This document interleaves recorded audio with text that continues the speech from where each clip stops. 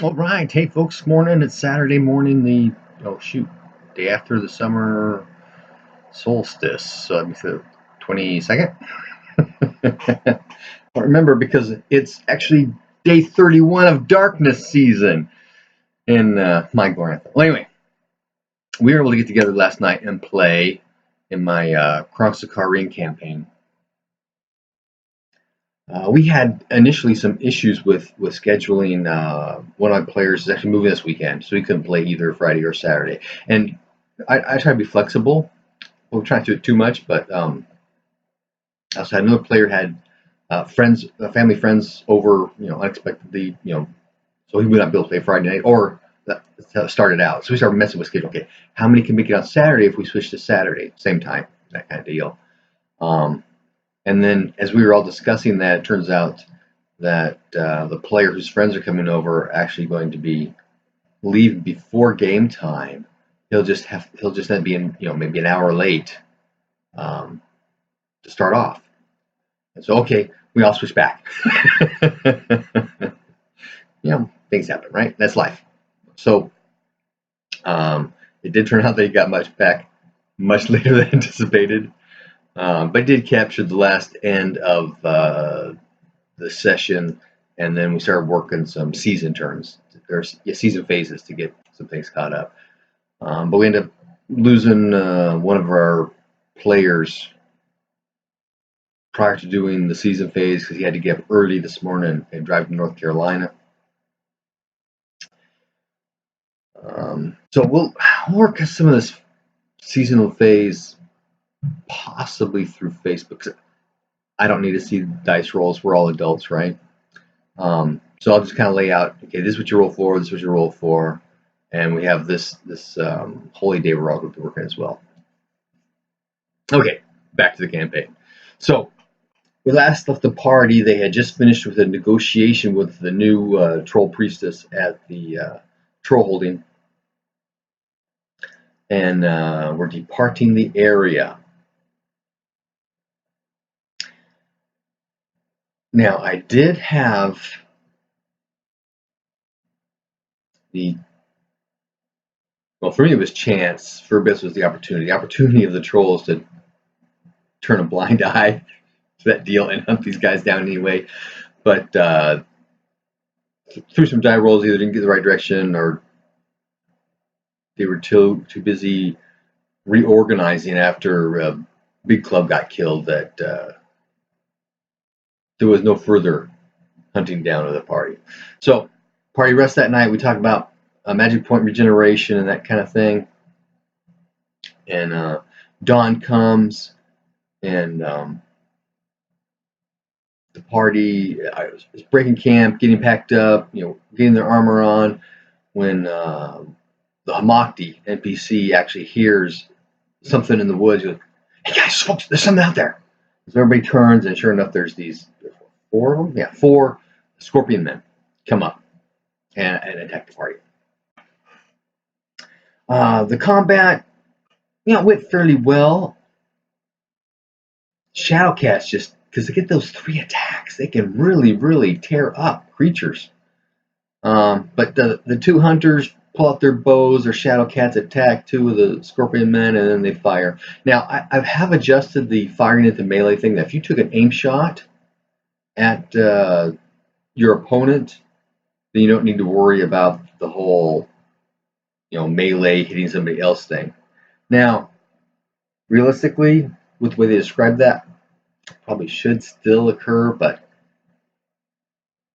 I don't know. If you're making an aim shot at somebody's head, that's a fairly small target in a fairly large combat area, even if people are moving around. But yeah, I don't know. I'm still maybe fiddling with that, because especially if you get more than one person in the melee and it gets down to a third or a fourth, it makes it a better deal to make the aim shot, and then I'm starting going, oh, maybe not. And that's what happened when he says. Well, anyway, 2 hunters are shooting. Shadowcats attack. A couple other folks magic up. Well, and hunters, they do speed darts, so they're doing 1 shot around. Well, they're doing aim shot as well, so that's 1 shot around. And if you want to see the live play, links down in the description. So they're attacking that. One of them goes down fairly quickly. One of the other Scorpion's got sling, and he slings and hits Colin again in the leg. Massive damage. He goes down. But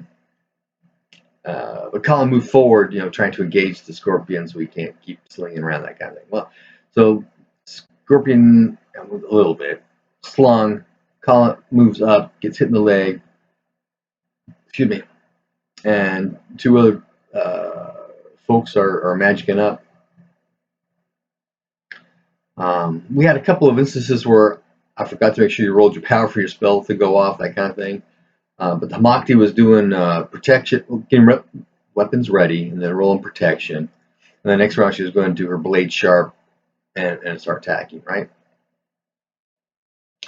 So she misses her power roll, her magic, her spirit magic, her power roll on the protection.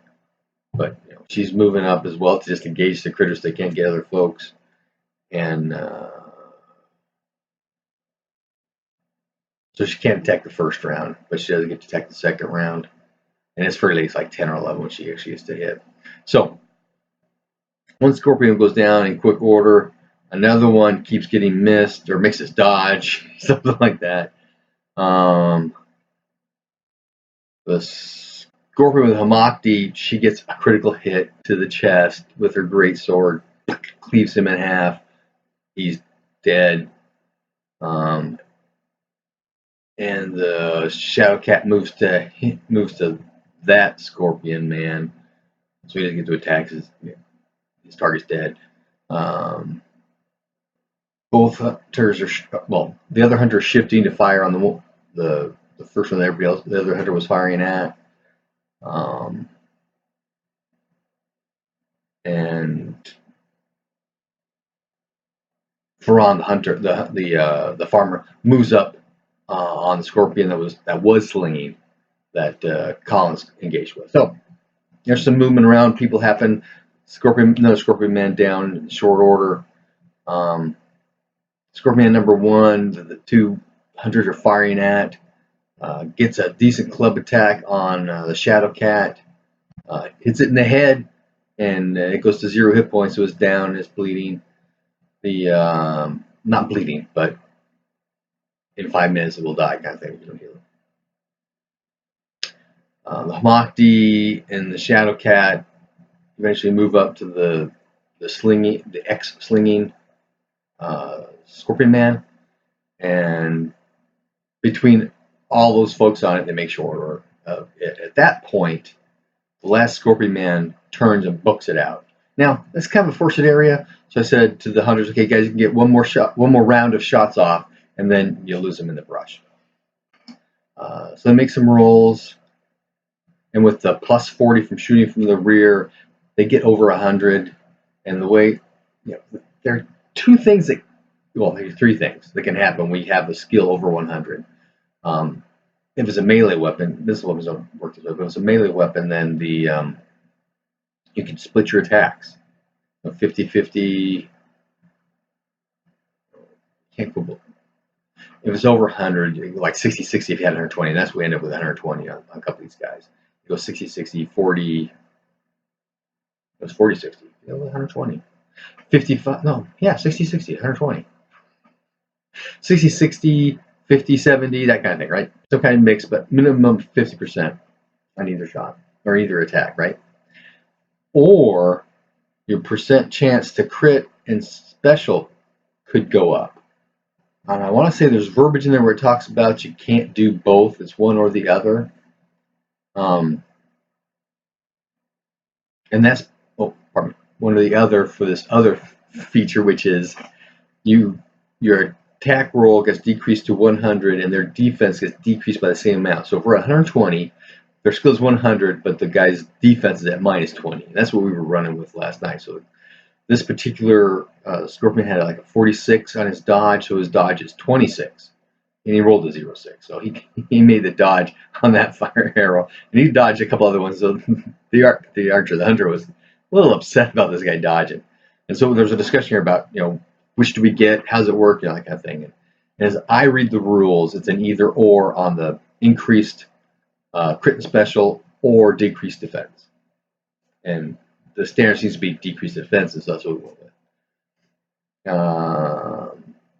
And then there were, well, 3 of the shots. The other hunter gets 2 shots, and then the first hunter gets the second shot. I don't recall if any of them actually hit, but it wasn't enough. Oh, yeah, 2 more did hit, but wasn't enough to get through their armor. And so, ching, ching, and he's gone into the woods. So there's a little discussion about scorpion men. Where'd they come from? Chaos creatures, you never know. We talk a little bit about the map, and we talk about, okay, the maps I had been using previously, their scale was off by a factor of 2, at least. At Origins, I picked up the Atlas, which, while I also have the, what's it called? The 2-volume huge thing on Glorantha, the maps are the same. This is just the maps. But it does specify that each hex is 5 miles. And so between Clearwine, which is on the Atlas map, and Rune Gate, which is also on the Atlas map, is about 4 hexes, a little over 4 hexes. That's 20 miles as the Sky Bull flies, right? On this other map I had, it was 4.5 inches, which is closer to like 80 miles. So I had to recalculate the distances and the time factors, and so I redid my calendar, which was helpful in a couple things. Because in actually one of the scenarios I ran at Origins talks about this place you're going to is a day's ride from Clearwine, and I'm going, according to my old map, it was 3 days. Because it's through the mountains and there's no trails, right? Or no trade roads, right? And so I recalculate everything, and it takes 4 days for that horse ride from Johnston to Clearwine to let the party know that Undresu is missing, right? And actually, it turns out it takes them 4 days to travel through the wilderness to get to Johnstown too. So it's going to take them a 4-day trip to leave where they are at Dwarf Ridge to get to Clearwine, about. Because after 1 full day, they end up near Famous Bell, so they spend the night in Famous Bell. And then after another day, they end up near Fairjow, so they spend the night at Fairjow. And then it takes a day to get through the wilderness to something Vale. Wine Vale? Well, it's a little town near Clearwine, and then a half day to get to Clearwine, right? So that kind of constricted the distances, which makes me feel a little better about people going places and doing stuff. Things aren't that far away, which is, kind of nice. I also shrunk up my calendar, which means we had plenty of time for Darkness season to do, season phase. I was farming during the season kind of stuff. So I think the Clearwine, and then there's a deal with, they offered the Hamakti. Well, Hunter actually joined the party instead of being an NPC, and a split of Undresu's ransom, which is 1,000 lunars. I was kind of surprised. Scribes are expensive, so they get to the temple. Head them to the temple. There's a Lightbringer. There we go. The Lightbringer temple at Clearwine. They get her ransom, pay off the Hamakti, who departs. So I don't have to worry about her. I also have a plan for Colin. He is done with his adventure stuff. He's staying back at the farm and learning Dad's job from now on. So the party kind of shrunk down pretty decently at the end of this this session. And then we started talking through season phase. Now it turns out that there is the next week, specifically Wind Day of Movement Week of Darkness season, is an Orlanth holy day. So one of our guys is Orlanthi. The rest of them are the Orlanth Pantheon, so it's an associated cult, that kind of thing. Although that may be slightly different. Now that I think about it, the associated cults is a list only so long. It's not necessarily everybody in the Lightbringer Pantheon. Well, I think it probably is. So I'll dig that up just to double check, some of my folks. But anyway, so we're going to get our rune points back during this worship service. We decide you can have 1 day of ritual preparation. It's not that big of a deal. 2 would be a little bit of a bigger deal. A week would be impossible. But I figured, okay, 1 day. And they were kind of just asking for 1 day. So that's not a problem. But that's plus 50% on your worship skill. They're at a Minor Temple, so that's plus 10. It's a holy day. That's a plus 20. So that's a plus 80 to their worship skill. Now, when you do worship, you're required to sacrifice 2 magic points for the actual ceremony itself. But for every extra magic point you sacrifice, that's plus 10%, right?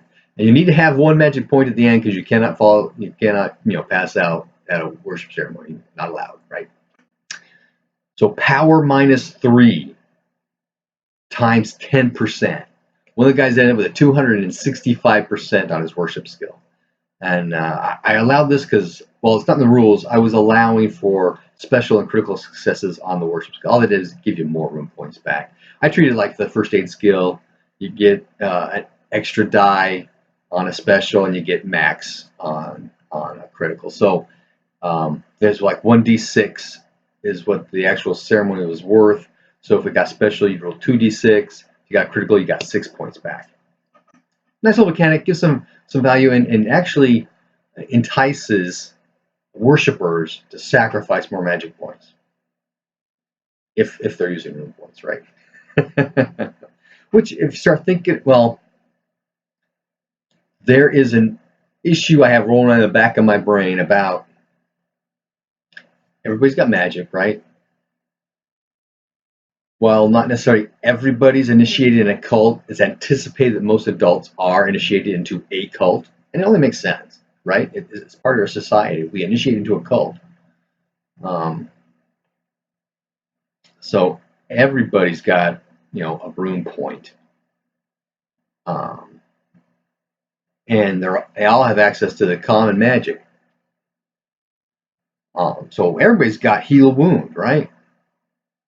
So if your son falls out of a tree and breaks his leg, heal wound, not a problem.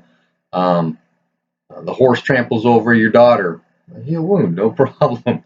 But and you got your wife, and maybe your older kids if they're still around, and then there's the neighbors too if you need extra help. So healing physical damage is extremely easy. So I see people, using their rune points in normal day-to-day seasonal activities. So they would want to get the rune point. Now, if you're rolling a d6, you're going to get your 1 back anyway, right? But as you get older, you're going to be sacrificing more to your god. Strengthening that connection. Getting those fertility spells if you're worshiping Ronaldo, that kind of thing, and so you'll be spending rune points in normal seasonal activities, and so you'll need to get them back. And while still having more than a d6 worth seems a little out of bounds for normal activities for a season. Yeah, the concept's there. Okay, so anyway, so I had 2 of my players at this point doing the worship service. We all roll through that, and then we get to the end of dark season, or darkness season. Right, it's dark season, and we have the end of season phase, right? So everybody gets to make a checkbox on all their check skills from their character sheet, and they get to choose 4 skills from between their occupation and their cult to do another experience check roll on. Nobody had any money to do any training, but there's opportunity for research. And next season, we didn't get this. That's as far as we got, pretty much. We were discussing research. Nobody actually made any research rolls. So what I'll probably do is I'll put together a little cheat sheet, post to my Facebook page for my group saying, hey guys, go ahead and make these rolls. If you haven't already, go ahead and make your 4 occupation and cult rolls for storm season. going to have a power gain opportunity for the High Holy Day of Orlanth. Well, at least for the Orlanthi, right? During storm season. And then we have Sacred Time where everybody gets an opportunity for a power gain roll. And I'll just kind of list all that out. And then the next,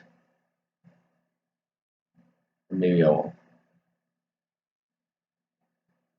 Because they're still not sure what they're going to do about the book and if they're going to take off on their own and try and do something. I have an encounter. Should I put this in this review? The players are going to see this too, right? I have an encounter planned for Sacred Time. Well, actually, just after Sacred Time. That's a partial hook into the next chapter, which incidentally I need to write up. That does cause some issues, doesn't it? But so I've got some stuff that I need to do in the next 2 weeks. So maybe I'll hold off, and then our next session we'll be doing all of these season days because we have Storm and Sacred Time, and then we've got Sea Season, and then Fire Season, and then the next chapter happens again at Earth Season. This will be 1626 next year. So we'll see how that rolls out. Yeah, I got some work to do. Anyway, happy gaming.